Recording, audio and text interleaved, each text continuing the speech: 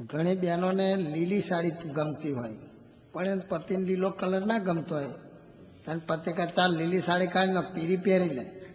હવે પેલી બેનને પીરો કલર જિંદગીમાં ગમતો ના હોય, પણ પતિદેવને રાજી કરવા પીરી સાડી પહેરી લે, કાઢી નાખે લીલી, મનમાં થો થઈ જાય ઢીલી, પણ પીરી સાડી પહેરે. કેમ કે પતિને રાજી કરવા છે. એમ પ્રાણપતિ પરમાત્માને રાજી કરવા દરેકે સમજણ રાખવી પડે.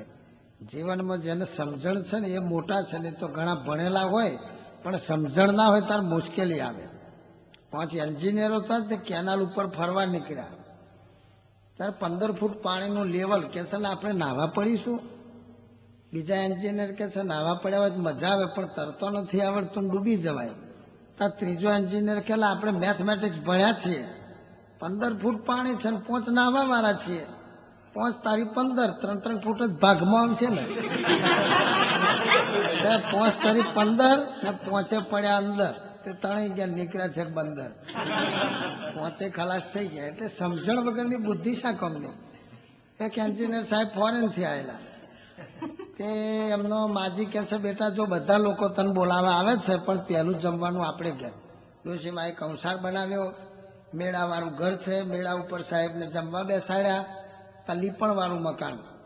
એટલે જમ્યા પછી ચોકો લીપવા માટે ડોશીમાએ એક તગારામ પોદરો લાઈન મૂકી રાખેલો.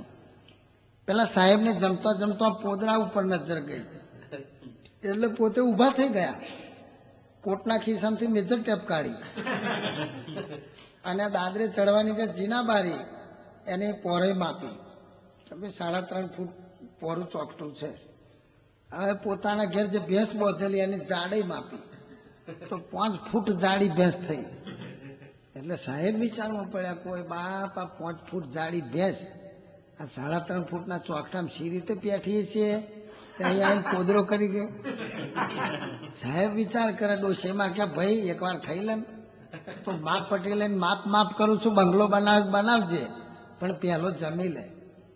પેલા સાહેબ કે બા હું એ વિચાર કરું છું કે આ 5 ફૂટ જાડી ભેંસ આ ચોકટામાં સી રીતે પેઠી ત્યાં આવીને પોદરો કરી ગઈ. ડોશીમાં કે ભાઈ ફોરેન ગયો તો એટલી બુદ્ધિ ના આવી, ભેંસ પોદરો કરનારી થાય તઈ કરે, ઉપર પોદરો કરવા આવતી છે. એને ખીલે બોંધેલી છે, પોદરો મેં લાઈને મૂક્યો છે.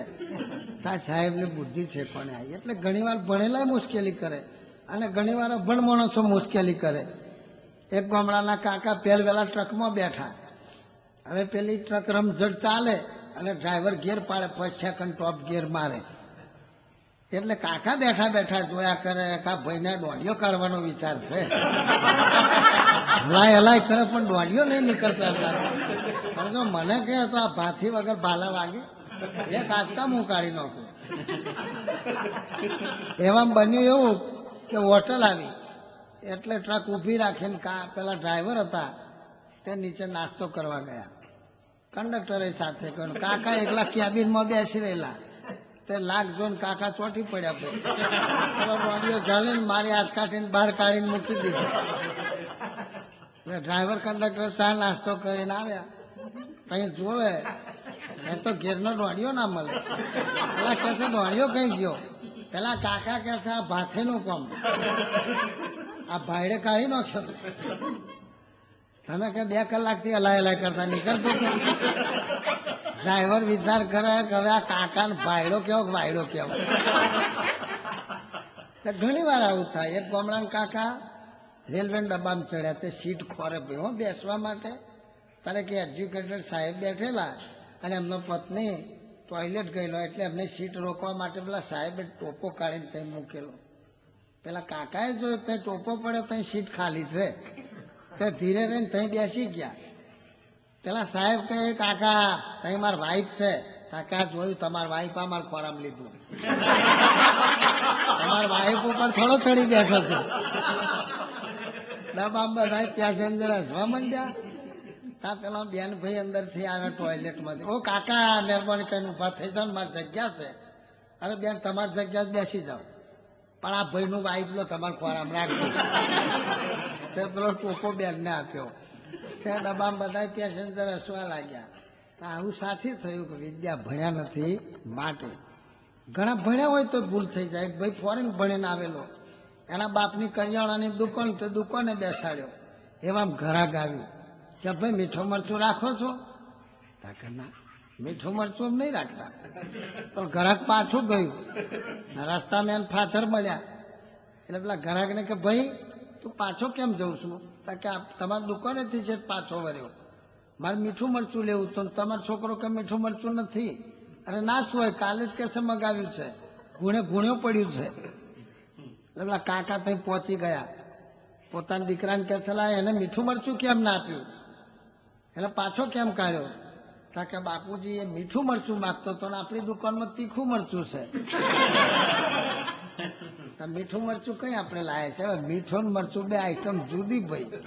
પણ પેલો અવળું સમજ્યો, એટલે સમજાય ને તાર મુશ્કેલી થાય. એક ભાઈને બહુ તાવ આવ્યો, તે દવાખાનામાં લઈ ગયા.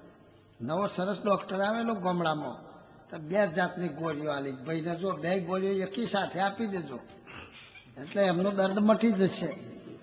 એટલે આ તો ગોળીઓ લઈને ઘેર ગયા, અને એમનો દોસ્ત આવ્યો કે આ ડાકોર નથી જવાનું? ભાઈ જવાનું છે, પણ કે હું ગોળીઓ ગયેલો પછી જઈએ.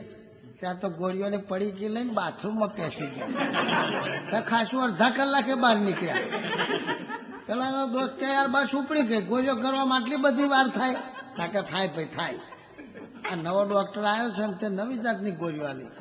ઘણા ડોક્ટર ગોળીઓ આલે તેમ કે દૂધ સાથે લેજો, ઘણા વળી કે મધ સાથે લેજો, ઘણા વળી કે પોણી સાથે લેજો, અને નવો ડોક્ટર કઈ એકી સાથે લેજો. તો ભાઈ કઈ એકી આવે છે ગોળીઓ લો?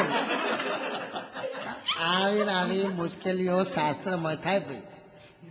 એક જગ્યાએ એક ડોશીમાં કથા સાંભળવા જાય. આ કથામાં લગભગ બધે આવું થતું હોય. શું? બેનો 22 અને પુરુષ બેસે 5. અમે ઊંઘીએ તું બેઠો બેઠો 5 કે. ઘણી બહેનો વાતો કરે કે હું તો 7 દિવસ કથામાં બેઠી, પણ કથા તારી અંદર જરાય બેઠી? ઉભો થતા ખંખેરીને ઉભો થઈ જાય ભાઈ. એટલે એક ડોશી બીમાર થાય એટલે પોતાની વહુને કે બેટા આ તું કથા સાંભળવા જા, અને જે સાંભળીને આવું ને મને કહેજે. એટલે વહુ કથા સાંભળીને ઘેર આવ્યો. પછી બોલ્યો વહુ કે બા કથા કહું? કે આ તો સતી દ્રૌપદીના સ્વયંવરની વાત આવી હતી. ભલભલા રાજાઓથી મત્સ્યવેદન થયું નહીં. અર્જુનજીએ મત્સ્યવેદન કર્યું, દ્રૌપદીએ વરમાળા પહેરાવી. સ્વયંવરની અંદરથી દ્રૌપદીના ખંભા ઉપર બેસાડીને ભીમસેને દોટ મૂકી. ઘેર પહોંચી ગયા, કુંતા માતા બારણો બંધ કરીને સૂઈ ગયા છે. ભીમસેને બારણું ખખડાવ્યું. કુંતા માતાએ બારણું ખોલ્યું. કુંતા માતા કે છે કોણ છે? એટલે ભીમસેન બોલ્યો કે તો બા હું ભીમ, આનું કંઈક લઈને આવ્યો છું. તો કુંતાજી કે બેટા જે લાવ્યો હોય ને તે પહોંચે વેચીને લેજો. આમાં થોડી ભાઈ મોસંબી શકાતી તે ચીજો પાડીને વેચી લે. પણ માનું વચન સત્ય કરવા માટે જો તેદારની ભાવના કેટલી સાસુ પ્રત્યેની. પોતાની બાનું વચન સત્ય કરવું છે માટે દ્રૌપદીએ 5 પતિને વરમાળા પહેરાવીને 5ને પતિ તરીકે સ્વીકાર્યા. અને અત્યારે સાસુ પ્રત્યે કેટલી ભાવના. પેલો સળગાવતા ઓકો ને હવે પીવે છે લોક બીડીઓ. સાસુમાં પોતું કરે ને ઘરમાં વહુ જોવે વીડિયો. વહુ વીડિયો જોવે ને બાને પોતું કરાવે. ઘણી જગ્યાએ પુરુષો ક્રિકેટના શોખીન હોય તો આખો દાડો મારે સિક્સર, બેન બેઠો બેઠો જોવે પિક્ચર, અને સાસુમાં નાલે મિક્સર. કે લ્યો બેઠો બેઠો મરચો પી લો. લ્યો ભાઈ ડોશીમાં ઠેઠુંથી મરચો જ પી લાવવાનો છે. આખી જિંદગી બિચારાએ મહેનત કરી, તારે મા બાપને જેને રાજી ના કરે એની ઉપર ભગવાન રાજી થતા નથી. અને ઘણી જગ્યાએ ડોશીમાં એવો હોય સાસુમાં પાવર બતાવે. તે સારું દહીં બનાવ્યું હોય ને તો સારું દહીં પોતાની દીકરીઓને ખવડાવે, અને નીચે પોણી વાળું ફોદા વાળું હોય ને વહુને આલે એટલે બેટા ખાઈ જા. હવે આખી જિંદગી વહુને ફોદા વાળું ખવડાવે, ત્યાર પછી વહુ એક દાડો પાવર એમના હાથમાં નહીં આવે. ઘરનો વહીવટ એમના હાથમાં આવે ત્યાર પછી સાસુમાના ફોદા કાઢ્યા વગર રે કે બહુ દાડા અમને ફોદા ખવડાયા હતા. એટલે જીવનમાં એકબીજાને સંપ રાખવો પડે. સંપ ત્યાં સંપત્તિ. મધમાખી જો એક પૂળામાં લાખો મખીઓ સંપથી બેસે તો એ મીઠું મધ ભેગું કરે, ઠાકોરજીના પંચામૃતમાં વપરાય. અને આ ઉડતી મોખીઓ, દેશી મોખીઓ સંપ વગર નહીં. વાયર ઉપર બેઠી હોય ને કોઈક વાયર હલાવે બધી ઉડી જાય. તારે એ જો બેસે તો મધ ભેગું કરે કે અઘાર ભેગી કરે? ભેગી કરે અઘાર, તે ના થાય એનો વઘાર. એ વઘારમાં કોમ ના લાગે ને કોઈ